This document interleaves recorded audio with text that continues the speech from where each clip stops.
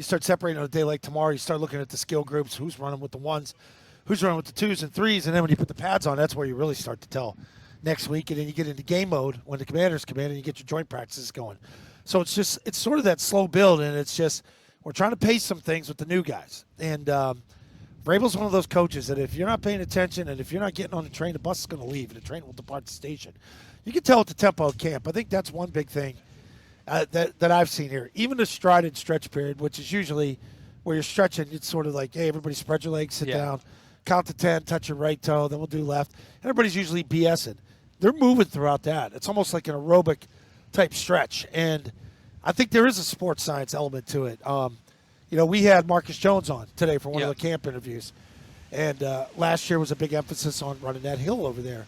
When May led the team, remember the win in Cincinnati? Take him to the hill, right? Take him to the hill. And Marcus said, we haven't done much of that. It's like we've sort of done other elements of that. But I'd be interested to know what things they do and what they don't do. So they do study that in the offseason, see how it benefits teams. And, does it catch up with them around week 6, 7 and that? Do they alter it? It includes diet, training, nutrition, everything. So it's a pretty smart group, I think, that they're led by. And I think the one thing you watch, there's not a lot of looking around like there was last year where you have play sheets and what do we do here? Which one are we going to?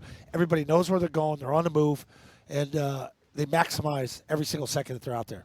Yeah, that was one thing I noticed today. As much as they, it's tough to say the tempo of practice was up, right, because they're jogging through all these plays. But they got a lot of plays, and they weren't out there very long. It was a short practice in terms of the total time on the field. They got a lot of plays in for what this practice was, which I think is encouraging. And I think, like you said, it's a smart group. There's a plan. Last year, to compare and contrast it, last year they'd go out there, they'd stretch, they'd do a period or two or individuals, and then it was boom, you're into 11-on-11 full speed, and that was most of practice. And it was exciting to watch, but we saw ultimately what the results were. This year feels a lot more nuanced, a lot more broken down. There's a lot more focus on the details. We talked to Caleb Von Chase on after practice, and he said, a day like today, you really have to be focused on the little things and the intricacies of what you're doing, whether it be footwork, whether it be hand placement, whether it be just where you're lining up, things like that. So it does seem through the first 3 days, and it was pretty up-tempo the first 2 days. Today, again, slower. Vrabel said tomorrow they'll have more speed, and then the off day on Sunday and the pads on Monday. It does seem overall through the 3 days, my big takeaway last year compared to this year, there's just a lot more focus on the little things, a lot more focus on the details. And maybe it's not as exciting to watch itself when you're down here on a day-to-day basis, but the goal isn't to have exciting training camp practices. The goal is to put a team out on the field that can compete and win games when we get to September. There was a lot of short runs today. You could tell everything was condensed. It seemed like short yardage goal line.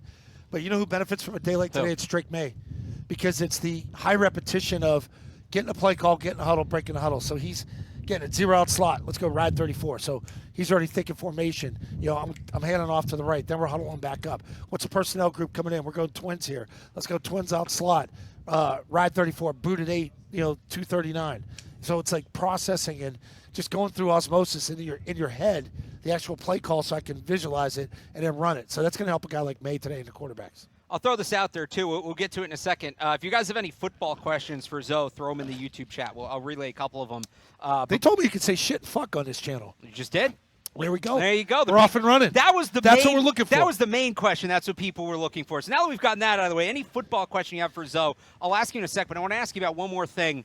We talked about the alignments today. Jared Wilson still mixing in at center and guard, played both guards today, actually, very briefly, but got a couple snaps at right guard.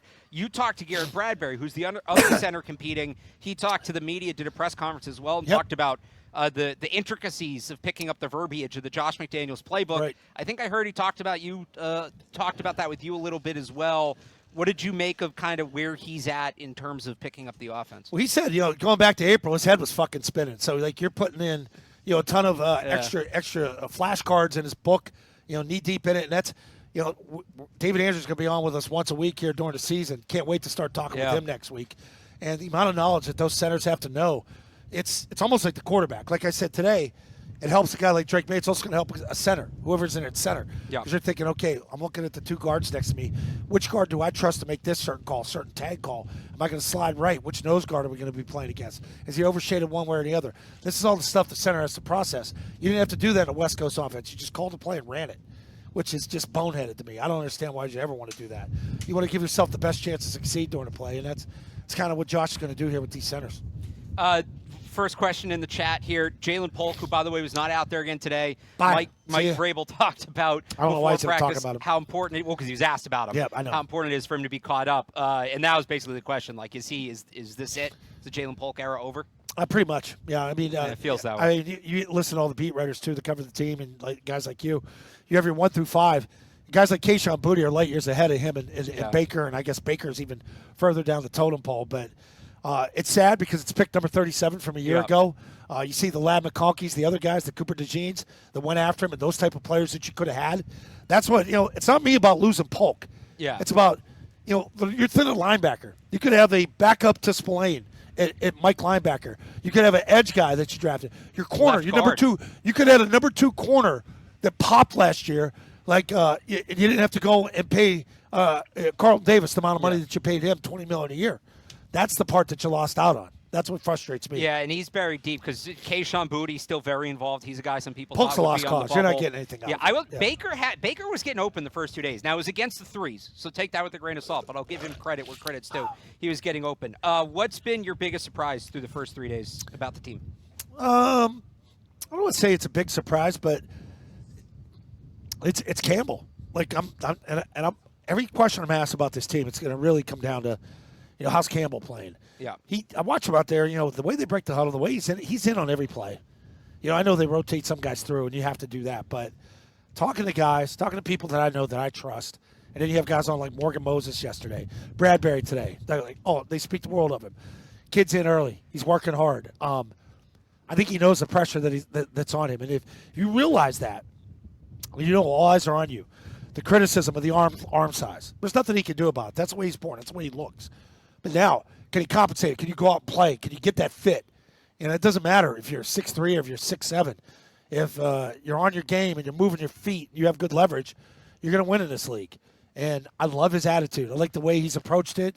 And if he can do that and be a good pro, it's the way Matt Light was built with Brady. He could be your backside tackle for years to come, 6-7 years. So hopefully he's going to really play himself into this position. What do you think of Drake May as a leader so far? I like what he said the other day. Some guys around here are sick of losing. It feels like that means it feels like it's your team. He couldn't say that a year ago. That's part their fault that they gave Jacoby Brissett the keys to the car. And Drake, you're number 2, and you got to play your way into it. When you're told you're number 2, you act like you're number 2. It's a lot different. You see the way Jaden Daniels acted. You see the way Drake May acts this year. This is his team, and I think that's a good job that they did get Milton away from him, because there's no threat behind him right now as you watch these other guys throw. This is Drake May's team. Last one, because I've heard Beatles say you guys do uniforms on your show 10 to 2. They announced the Rivalry uniforms today. What are you expecting? Or can you give us anything? I don't know, but I do hope that you remember when Gino Capoletti played, there's this the tricorn hat. That tricorn hat with the number. Underrated logo. It is one of my favorite logos. It's almost like the old Buffalo Bills logo with the little buffalo on the side of the helmet. Yeah. Something like that would be kind of cool.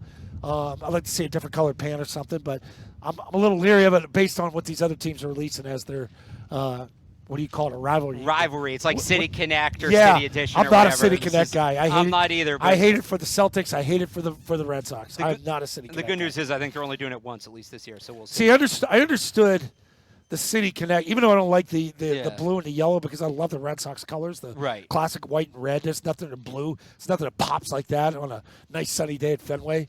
But I do understand the marathon connection there, and what transpired a couple of years ago without bringing it up. The bad part of it. We'll see. We have more on that, and of course, more on practice on the Sports Hub YouTube page. We'll have these shows. I'll be back tomorrow. Zoe will be back with me on Monday. Who are you doing the Monday. questions with tomorrow? That's a good question. I don't know. It might be Gasper or Murray. Good. If they stick around, we'll see. You'll have to tune in tomorrow to see. Subscribe to the Sports Hub YouTube page. Good fucking job, Barth. Wherever you get your podcast. Good fucking job, Zoe. Attaboy. Wherever you get your podcast, Patriots Hub podcast, you can find it in your feed there. And, of course, myself and Matt Dolph have more coverage of today's practice and all of Patriots training camp. Talk to Christian Wilkins. You in on Christian Wilkins? Any interest?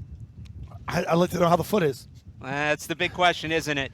Doesn't matter if he can't stand, he can't play. More on that. Jalen Polk, Keon White, more at 985sportshub.com. For Scott Zolak, I'm Alex Barth. Thanks for tuning in. I'll talk to you tomorrow, and we'll be back on Monday.